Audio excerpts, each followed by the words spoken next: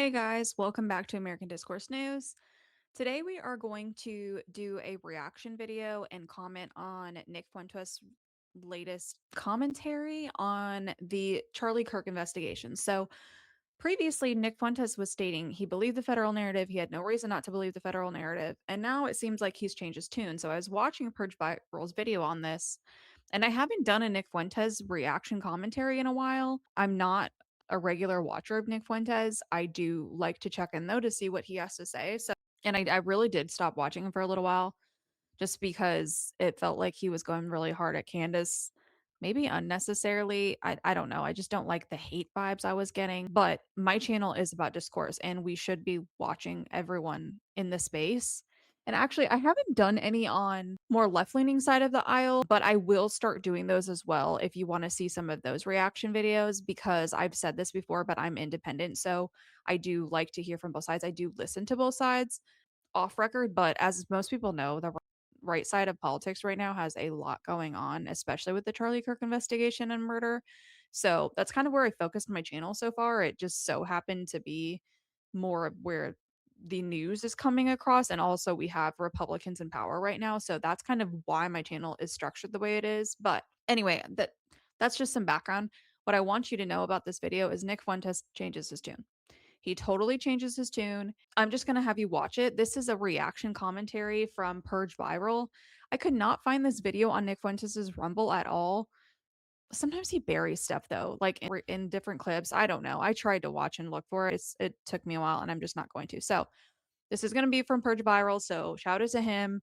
I will probably try and skip through his commentary because I just want to hear what Nick has to say. It's very interesting. So let's hop into it. And we need to get to the bottom of this. And by the way, we all need to demand that our Trump government, they have to get to the bottom of this.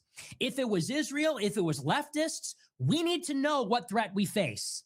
If Charlie Kirk is being gunned down for not taking money from a foreign state to support their war, that's a problem. If Charlie Kirk got gunned down by a terrorist cell of insane left-wing trannies, we need to know that too. And what we're getting from the government is not good enough. Trump is playing golf. Kash Patel is at dinner. They don't seem to know what they're doing. Trump is posting on Truth Social about football. Allegedly, one of his close friends, one of his important allies, is laying dead. And we don't know the killer, and we have no idea what's going on. There could be reprisals. There could be copycats. Where's the leadership? I love that Nick said this because I know a lot of people who are looking into this investigation feel this way very heavily. Where is the FBI? Saying see you in Valhalla at a memorial is not good enough, or in a public press conference. I'm not a fan of this. I'm not a fan of how it's been handled, and I think a lot of people feel that way. There are a lot of inconsistencies in the case, and I'm sure Nick Fuentes has got enough pushback on his channel to actually look into it to be like, okay, something isn't adding up. So I'm also going to push back because for a long time he was dragging his heels, and him and Ian Carroll got into a whole dispute about this, about the fact that he was not saying like Israel may have had a motive. And you're going to hear Nick Fuentes' tune change on this, and it's very important that we comment on it, which is why I'm doing this video. Where's the press conferences? And by the way, I am sick and tired of seeing the worst governor in America, Governor Cox from Utah, this pro-trans, left-wing, anti-Trump scumbag, constantly jumping in front of the cameras and giving campaign speeches. I have had enough of him. This country did not elect that dirtbag. This country elected Trump to appoint a DOJ and an FBI director that would get to the bottom of things like this. And where are they? See you in Valhalla? You. Posting about the NFL rules? Fuck you. Where's our vengeance? If we can't get justice from the government, you're gonna get vengeance from the people, and it's gonna be ugly. So Tucker Carlson has said something extremely similar to this on his podcast about how other things have been dealt with by our government. So if you guys remember, there was this huge prop up to get Tulsi Gabbard, RFK. I'm gonna say RFK. I'm right. I'm gonna say Bobby Kennedy because for some reason my brain is having the biggest brain fart right now. Bobby Kennedy, Vivek Ramaswamy was in for a little while. Elon Musk, like they were talking about assembling a super team under Trump, right? JD Vance, everybody. Cash Patel, Dan Bongino, AG Pam Bondi, just really hyping up this crew of people and acting like there was going to be some sort of justice for the victims of Epstein, justice for the COVID handling, the pandemic stuff. You know, a lot of people still joke, I'm still not over the Hillary files. I'm still not over the Hunter Biden laptop. I've seen commentary like that. And at this point, I think people just start to joke because it just becomes sick. People are like, I'm tired. I'm sick of our government handling us like this because it makes you feel, I don't know, like you're not being listened to, but more importantly, that you're being lied to and gaslit. I don't use that word often, but that's how it feels when you're told one thing and they're like, what are you talking about? The Epstein? Are we still talking about the Epstein files? Really? Oh my God, we have no files. And then they have a billion files. Where were those files? And now what? Charlie Kirk? No one cares. He literally almost single handedly got you elected with the way he ran his organization. And with everything that's coming out, we know that they definitely had to be using apps and ways to pander to young people and marketing that was really savvy. And you just don't care. You really don't care. And like, pretty sure, I mean, I'm 100% sure Charlie Kirk was Don Jr.'s aide in 2016. And Charlie Kirk brought a lot of light and insight into their campaign. And then, like, Charlie Kirk was crying the day Trump got elected, basically. And yet, this is how they treat him after the fact. I mean, have we seen how his wife acts? At this point, nothing would surprise me, but it's just appalling. And that's why I'm doing this video because even Nick Fuentes is saying it. And he was not, and everyone was confused why he wasn't because for better or for worse, he normally says what he thinks. And I think a lot of people hate that. I'm from the Midwest. That's kind of how we are. We're very polite until we're direct, and then you just get it straight from us. So anyway, let me put Nick back on, and I think Purge is about to hop in here, but I'll probably skip through that. Bear with me on this video though, because like I said, I really could not find the actual footage of Nick Fuentes. And I don't want to see that. I'm not encouraging that. That's not a threat. That is an observation. If you deprive the people of justice, if the enemies of society are not deterred by the government, there will be more bloodshed, and we're just not getting it. Where is the leadership? Where's the messaging? Where's the information? Where is the whole of government effort to get to the bottom of this? Keep the American public apprised to deter future attacks and to ensure that this will not happen again. Where is it? And shame on all of the Trump shills for not calling this out. They will praise anything. The Cracker Barrel logo, the Department of War, the Gulf of America. And honestly, and I'm not just trying to politicize this, but I was genuinely disturbed by Trump's reaction to Charlie Kirk's death. Isn't this your friend? They asked him about it the day after, and he said, yeah, anyway, so we're building the new East Wing. Are you serious? You got shot. This is your 31-year-old friend who supported you for years. You know him by name. Your son is friends with him. It doesn't seem like he could be bothered. He didn't go to the memorial. He's golfing. He's dancing at a sports outing. So Trump, he said he got the news about Charlie Kirk when I was. So Trump went, I don't know why that played again. So Trump did actually go to that big pony show, dog and pony show we saw that was put on in Arizona. I don't know what else Nick was talking about when he was golfing. I'd have to look into that, but Trump did go there. And then remember, everyone was making memes about it because Erica Kirk came out in fireworks, and then so did the president. And they were basically talking about how they're going to be better than ever. At someone's like, hey, basically funeral for the country. Yeah, that's a little strange. All right, let's let Nick continue. In the middle of building the beautiful new ballroom. Really, man? What a disaster. To get to the bottom of arguably the worst political assassination in America in the century, it's the job of our elected leaders, our appointed leaders, the head of the FBI and DOJ. I'm sorry, wasn't Cash Patel supposed to be on the money, no pun intended? Wasn't he supposed to be the MAGA FBI director that would clean house? Wasn't it supposed to be different? What is going on? Enough is enough already. It is ridiculous. And they're wheeling out this douchebag in front of us, giving campaign speeches about unity. You know, Governor Cox, go yourself. I don't want to see you anymore. I want to see the president. I want to see the FBI director. I want to see the attorney general. I want to hear a plan. I want to hear a message. I want to know that the enemies of society are going to be investigated and brought to justice, whoever they are, and not the least bit for politics. You'd think at the minimum, because this is a friend of the president, but I guess even that means nothing. So as it stands, we don't know. And regardless of whether Israel is implicated or not, at the minimum, this shines a spotlight on how this society works. And whether they kill them or not, it's scary that we don't even know, isn't it? We all know they're capable. We all know they're willing. We all see the motive. And the motive is a ground war in Iran and an ethnic cleansing of Gaza. This is one of the reasons I did this video.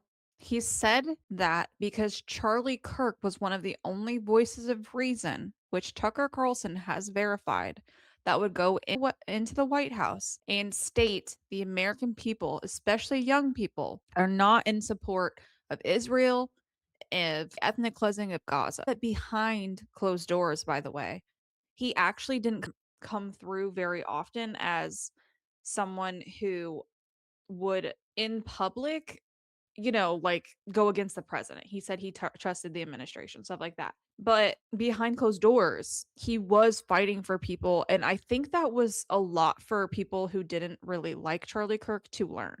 I think that would be something that would be kind of interesting to swallow. Like, let's say you're Nick Fuentes, who hasn't liked Charlie Kirk for his own reasons, and nothing wrong with that. They're allowed to have their own opinions on each other.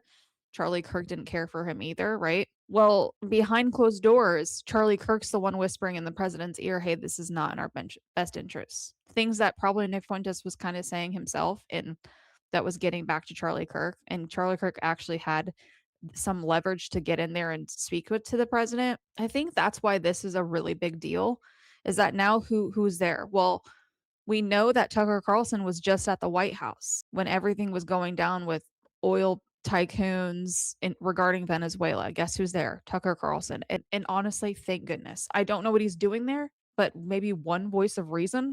I think Nick is finally coming around to what a lot of Americans are saying, and he's been a little slow on this, which is a little bit unlike him when it comes to anything regarding Israel, but let's let him continue. That segment right there is the whole reason I did this video. It's deadly serious. And the last thing I'll say is this: for all these people that say, I don't care about the Middle East, who cares about Gaza? Who cares about Israel? Is that the only thing you can talk about? What about immigration? What about everything else? I care about America. And I'm going to say this respectfully to people like Matt Walsh, who extended an olive branch, it seems. I'm going to say this respectfully because I've heard Matt Walsh and Michael Knowles and their ilk. I've heard them say this, and I'm going to assume that maybe they don't know better, and I'll be respectful how I say this. You may not take an interest in Israel, but Israel takes an interest in you. Israel takes an interest in you and every American. As long as we have a voice in America, as long as we have a vote in America, as long as we Americans have a say over our lives and our society and our government and what it does with its money and its military, and as long as that is indispensable to helping this country evade accountability for its actions, they will take an interest in you and your family and what you have to say and how you vote and even what you think. So you may not care that much about Israel, and you may think that's one issue among others, and that doesn't matter, and we need to just get off that subject and talk about domestic issues, but they don't see it that way. They take an interest in you, and you must realize our country is besieged on all sides by foreign intelligence and manipulation. Bro. So Nick Fuentes saying that is exactly how most of us feel about people who say they don't take an interest in this discussion, when Israel's whole entire country basically depends on our funding. They depend on us supporting them. They are in the middle of, you can think of it as a whole other country, the desert. I don't care how you put that, but they're in the middle of a whole other continent that we're not on, surrounded by their enemies. And their enemies because they kind of declared them their enemies. I don't necessarily know how many, I don't know the background as much, so don't quote me on that. But they're there. And the only reason they're still a thing is because the US military supports them, because dollars support them, because Congress people support them. And I don't even say I don't want to support them in terms of like if they would actually need the help, but just so you know, they have healthcare and they have free college and we don't have that here, and that's where a lot of, I don't know, your US dollars are going to help them in different ways so they can provide that for their citizens. So that's a little side quest on that. But then another thing is they care about American public opinion. If you look at how much money they spend to market to American Christians, and that's what Charlie Kirk's organization was working on, either saying yes or no to, was propaganda to the American Christians and all the data that Turning Point USA has on conservatives. There's big business in that, big money in that, because Israel's whole state, the state of Israel, depends on it. And that's why you really have to look at this. And you can say that you may still want the state of Israel to exist without wanting to support their war in Gaza, their war in Syria. I think they did Yemen. Like they did so many places. And I am just newer to this portion of our politics, like geopolitical politics, but seems like a lot of our wars, Iraq and Afghanistan, were basically Bibi Netanyahu convincing Americans that, and his government, that there was weapons of mass destruction and terrorists there, when really it was one big propaganda so they could basically fight off their enemies and show their big power in the region. Kind of not in our best interest, really. We spent a lot of money, lost a lot of Americans, and it made us go way more in debt. So they have an interest in us, 100%. That's why they've bought up TikTok. That's why they bought CBS. That's why they put Zionists at the head of CBS, which is, another marketing machine, basically, propaganda machine, media. So, yeah, we have to pay attention to this stuff as Americans, and both sides of the aisle really care about this issue. And Nick Fuentes is talking about things that both sides of the aisle care about. Charlie Kirk investigation, lots of people care about that, not just people on the right. Candace does not pull in just 5 million conservatives, She doesn't have 5 million conservative followers. No, she has plenty of people on the other side of the aisle, if you even believe in left versus right, because it's getting a little old saying that. It's more like elite versus non elite. And, if you're watching this video, you're probably on the non elite side. Anyway, I'm going to push play here and let Nick continue. That's politics. What if it was a tranny? What if it was some random tranny? Think about what a sick fucking joke that is. You have Charlie Kirk, a moderate Christian conservative, and some enraged tranny with Mormon parents gunning one another down. And it's not one another, but you understand. Meanwhile, the Senate voted not to release the Epstein files. Meanwhile, Congress gave another $650 million to Israel. Meanwhile, Israel bombed Qatar and is gearing up. The tanks are rolling through Gaza City and they're getting ready for a war with Iran. So congratulations, you fucking idiot leftists. Congratulations, you stupid and I say that somewhat affectionately. Congratulations, LGBT leftists or whatever. You shot some moderate conservative. Meanwhile, our country's being. Congrats. Good job. Now everybody's focused on internecine. Now we're doing the culture war. Now it's Christian parents fighting with their gay kids about fucking porn. Meanwhile, we have no independence. We have no sovereignty. So, and here's the funny part. If there is... It's funny in a sick way. Here's the ironic part. Over the past few months, I have been making a concerted effort to unify liberals and conservatives. I really have. I tried. I really made a concerted effort to speak in a language that liberals might understand.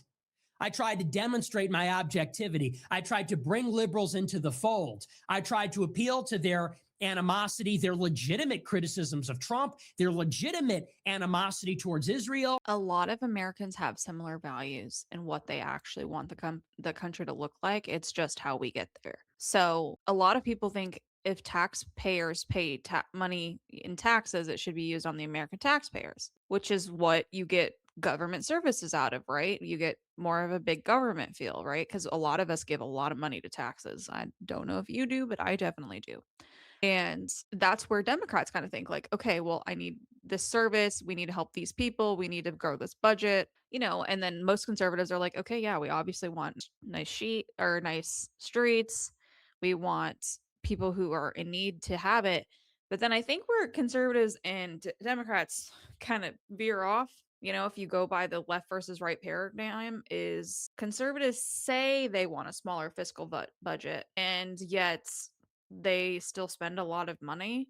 And Democrats are saying, hey, but why don't we just give more money to the people? Why don't we subsidize housing and, bus fare, childcare, things like that, which on paper look really good. But we know there is a lot of fraud and a lot of money laundering and a lot of, they just busted people in Minnesota for this. So that's why I think conservatives argue is like, no, keep money out of the government's hands, which also makes sense, right? So the people at the bottom kind of have similar thoughts. But when you get to the top, they're basically just telling you what you want to hear, and they end up passing the bills they want that go towards a globalist agenda, like Alex Jones likes to say. But it's more of just like a way to take control of you, take more of your money, and launder it out, get themselves rich. That's basically how our government functions now. We send aid to some countries, you know, tons of people take a dip off the top of the money, right? So like that has been found time and time again, all the waste, fraud, and abuse. And that's one of the things that we wanted Trump in on, right? Like when if you voted for Trump, and not we as in me, but like the country, if you voted for Trump, you were probably hoping that he would be more fiscally conservative. If you claim you're conservative, you want to be fiscally conservative, but that's not how it goes when people actually get in power. And so that's what people have to realize is we honestly all want our society to function well. We want the good of the American people. And how you get there is the debate. That is the debate. It's not the culture wars. It's not the identity politics. They're just doing that to make people fight. Meaning your in group doesn't get along with my in group. That's not actually true. Have you went to the grocery store? Like we all pretty much get along. You let the old lady go before you in line. Doesn't really matter who they voted for, right? You'd hope she can buy the groceries that she's getting. So whether if things get too expensive and she's on, some sort of food stamps or, on the conservative aisle, you just get inflation down, fix the economy, things like that. By the way, we're trying to solve the same problem there. It's just how you get there, right? So that's the argument that I think a lot of people are starting to come across. And Nick Fuentes is saying like he was trying to bridge the gap. This is where we diverge though, because he is very into grouping people. And I think there's a time and a place to maybe use labels, but not actually necessarily in politics. I actually think that is not the best time to do it. And that's the most times people do it. But let's hear Nick out here. Everyone's allowed their thoughts. Leaned out of the culture war intentionally when a tranny shot up the school in Minneapolis because it was the truth, but also out of sensitivity. I said, let's not blame the left or trannies. Let's look at this as nihilism because I genuinely feel that's what it is. And you know what Hassan Piker said? He said, this guy's just lying. He's cynical, and then glorifies violence against conservatives. Hey, Hassan, you idiot. Hassan, Destiny. Hey, idiots. Do you know that this Zionist backed Republican government would love nothing more? They're waiting, they're begging for the opportunity, for a reason to wipe the far left off the map. And not for the reason you think, not because you support trans rights, but because the leftists protest Israel. Okay, so I am here to say this is where we're ending the video, taking that little ad off our screen. There's a reason I played that to that exact point. I just did a video on the new domestic terrorism policy expanding. A lot of people missed this. It wasn't in mainstream media, but Trump just did. I'm sorry, it got dark out here. I'm going to turn this light on like instantly as I'm making this video. Hello. We're back, baby. Okay, sorry about that. It literally turned from like super bright out to super dark in the span of me making this video. Anyway, so what I was saying was the new domestic policy states anti-American as a way to target groups. And what they're implying with anti-Americanism is twofold. Leftists, people who are not American, This is a very broad term. And then we've also heard the term anti-Americanism used against Tucker Carlson. He's been called anti-American. I'm trying to think of who else did. Maybe Candace Owens by Mark Levin and Ben Shapiro. What do those two things have in common that Nick just brought up? Yeah, not supporting Israel. Leftists don't support them, and neither do some conservative media types. So, anti Americanism has been now labeled in our domestic terror policy. It's an update in there. Go watch my video on it. You can learn more about it. That's exactly why. And Nick nailed it. Nick literally nailed it. So I don't like labeling people because there is all one big theme happening here. It's one big party and we're not in it and we're not even in the right section of the party. We think we're going to fight about they believe this and they believe that and all these rights. No, they want one right taken away from you. They want one right and it's your freedom of speech. And there's one country that wants to take that right from you. And that is because we send them billions of dollars. They are on alone in an island out there in another part of the world. And if we just said, well, I don't think so. You don't get our money anymore. We don't support any of that. What would happen to them? I don't know. I genuinely don't know. And I actually don't want anything bad for them. Most people do not, but we also don't want to send all of our hard-earned money to another country who's trying to control our basic human rights as Americans to say, meh, we don't want to support this. I'm out. No thanks. So anyway, that is why I did this video. I know it's a longer video, but it's important because he hit on two very similar topics, but also I've covered both on my channel because amazingly they interweave. By the way, Trump signed this policy about anti-Americanism after Charlie Kirk was passed away. Because I wonder if Charlie Kirk would have been some sort of median, as we can tell, and as Tucker has confirmed, between some of these more extreme views that have been happening in our policies and in the White House. So let me know what you think in the comments below. Do you want more videos of me reacting to Nick Fuentes? I know that this was on another creators, and I'm going to shout out Purge Viral once again for doing that video. Once again, I could not even find the Nick Fuentes video he did, but I thought it was super interesting when I was listening to it on my own and it had popped in my recommended. So anyway, shout out to him. What do you think? I think they all interconnect, which is why I did it. I did this video because they all interconnect. I'm doing the Charlie Kirk files. I also analyze what's going on in our mainstream media. And so it all matters. What's happening, it all comes together in one sick story, which is what's going on in America. That's our story. We don't know. And actually, I kind of like that Nick Fuentes talked about the Young Turks, Shank. So Shank is Shank. I don't know if I'm saying his name right. I'm sorry. I even listened to him. I listened to their podcast to hear kind of what they're saying. But like they even has said it's not really left versus right anymore. A lot of big people have. Tucker has had Anna Kasparian on his program for a reason because it doesn't matter. There is one issue and it's who controls our government. Who do we give money to? And then who gives money to our politicians? Who are we not allowed to criticize? That's what it's all came down to recently. And I hate that it has. I'm kind of with Matt Walsh. I want to talk about anything else in the world. I actually wish Charlie Kirk had nothing to do with this other entity that we're always talking about. I literally wish he didn't. I wish it had nothing to do with that. I wish I could just investigate Charlie Kirk and not even think about this other country. That would make this a little less complicated because we kind of get the motive on why this would be. And now you're just getting a game of Clue. Who did it? Why would they do it? Are they in on it? Was it his own people? Well, they had ties with that other country. Did you know that before? No? They were kind of secretive about it? Or maybe did we just miss it? We just missed the post from 2019 with Erica and Bibi Netanyahu's son and Tyler Boyer. Oh my God. We missed it. Man. Or did they hide it? Is it kind of hard to dig up? That's my inner monologue. And I try and keep this seriously, but lately I just can't. I'm commenting. I'm going all out on this because I've just seen too much now I've watched hours and hundreds of hours of videos of what's going on in our country. And some days you just want to be like, help, SOS. How did we get here? Anyway, I hope you guys have a great day. I know this was long, a little bit of a rant. Let me know what you think in the comments. Do you want me to do more unhinged videos where I just kind of yap, girl yapping? I'm girl yapping, y'all. I'm just just yapping like a girl. Or do you want more investigative? Just let me know.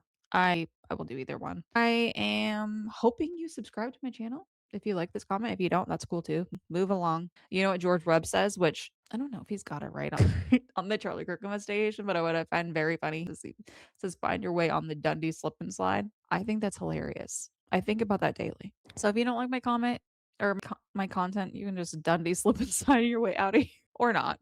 Please stay. I don't care. You can comment in there anything you want. I heart almost all of my comments, even if someone doesn't like me. That's fine. We're all just people. Anyway, hope you have a beautiful, wonderful day. Bye, y'all. Yeah, please like and subscribe. I'm trying to get 2,000 subscribers. That'd be really helpful. Thank you. Bye, y'all.